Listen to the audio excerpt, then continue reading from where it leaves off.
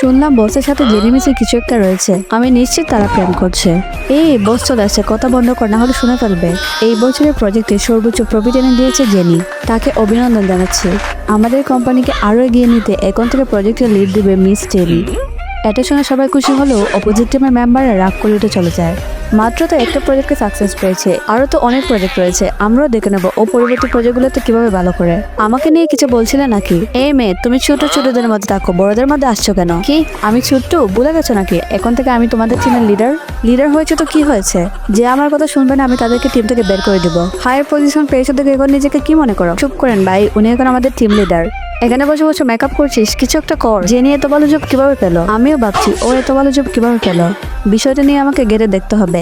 হ্যাঁ দেখ, আপনাদের কোম্পানিতে কাজ করে মিসেস জেনি, তাকে চিনেন? এই মেয়ে তো এক নম্বরে অসভ্য আর ফাজিল, বড়দের সম্মান করতে জানে না, কিচ্ছু না। কাউকে বলবে না, ও 3 বছরের জন্য কোথায় যেন হারিয়ে গিয়েছিল, এখন ফিরে এসেছে। এই মেয়ে আসলে একটা ফাজিল, এখন আগে আবার আমাদের টিমের লিডার হয়েছে। ওকে এই কোম্পানি থেকে বের না করে আমি শান্তি পাচ্ছি না। আরে আমারও তো একই চিন্তা ভাবনা, চলো একসাথে কাজ করি। পার্ট 10 দেখতে লাইক ও সাবস্ক্রাইব করো ও কমেন্টে পার্ট 10 লিখে যাও।